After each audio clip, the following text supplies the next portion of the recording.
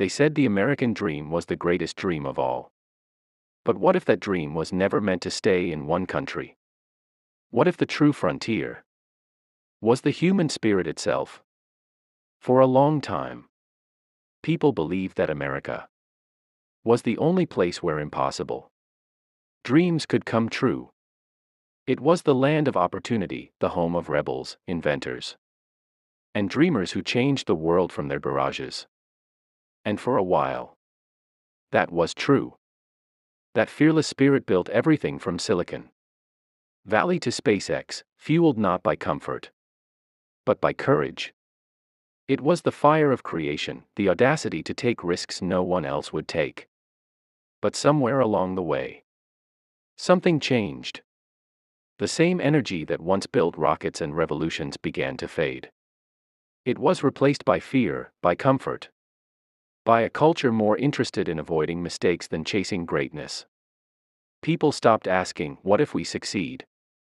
And started asking, what if we fail? What if someone gets offended? What if it's too risky? Those questions, they kill innovation before it even begins. When I first came to America, I saw it as the frontier of imagination. A place where you could fail spectacularly and still be respected for trying.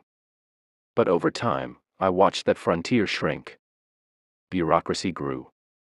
People became obsessed with following rules instead of breaking limits. The rebel spirit that built the future started getting punished instead of celebrated. Don't misunderstand me, America is still full of brilliant minds and endless potential. But the system that once empowered dreamers has slowly turned into one that resists them.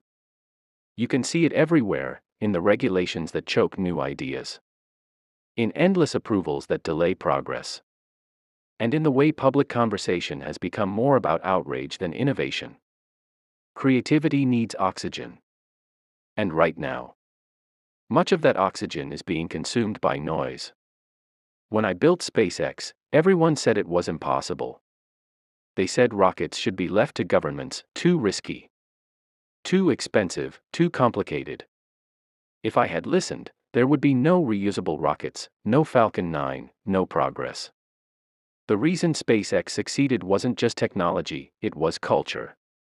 The freedom to try, to fail, to learn fast. But that freedom, that oxygen, is fading. And I started to realize something deeper. When a society becomes too comfortable, it stops evolving. Comfort creates a false sense of security. People start protecting what they have, instead of building what they could become. And when a culture rewards compliance over creativity, it stops growing. That was the moment I understood, the American dream had changed. It became less about building the future and more about maintaining a lifestyle. People started measuring success by comfort, not contribution. But comfort doesn't build rockets. Comfort doesn't cure diseases. Comfort doesn't move humanity forward. Curiosity does. Courage does. The willingness to be misunderstood does. Yet even as that spirit faded in one place, I began to see it ignite everywhere else. In small labs in Asia. In startups in Africa. In passionate communities in Europe. The flame of innovation had gone global. Maybe that's how it was always meant to be. Maybe progress was never supposed to belong to one country, but to all of humanity. Leaving America wasn't rejection. It was realization. That progress doesn't belong to a flag. It belongs to a mindset. The principles that built Tesla and SpaceX, audacity, resilience, obsession with the future, can thrive anywhere. Because the frontier isn't a place. It's a way of thinking. People often think innovation should have borders.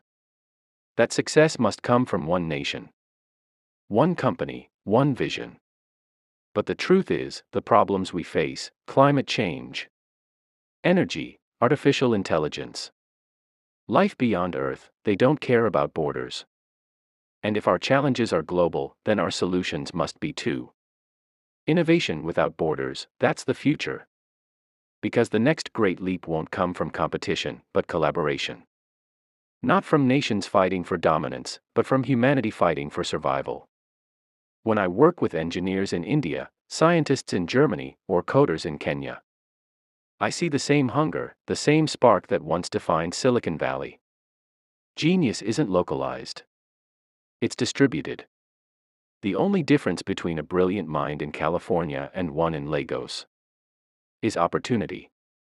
And if we can break down the walls that separate talent from possibility, if we can share knowledge, technology, and resources freely, then the next great breakthrough won't belong to one country. It'll belong to all of us.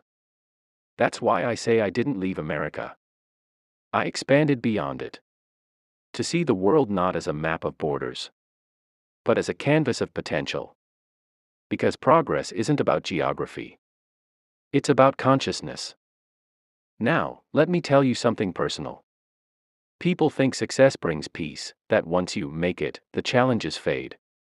But the higher you climb, the stronger the resistance becomes.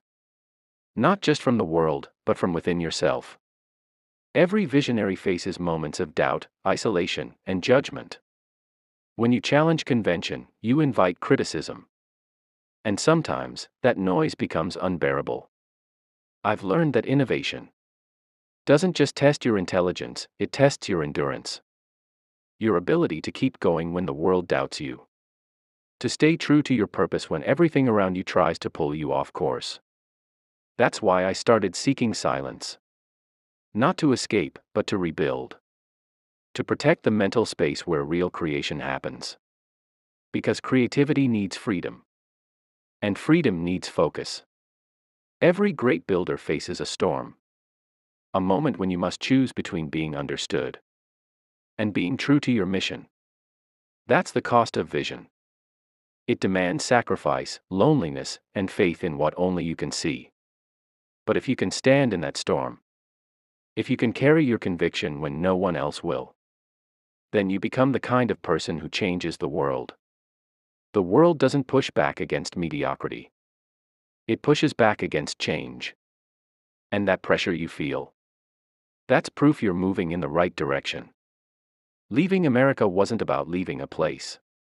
It was about finding perspective. About realizing that the future won't be built by those who cling to comfort, but by those who embrace uncertainty. Progress isn't a destination. It's a journey of courage, imagination, and unity. So if you take anything from this, let it be this. The real frontier isn't out there. It's in here. In the minds brave enough to believe in what's possible.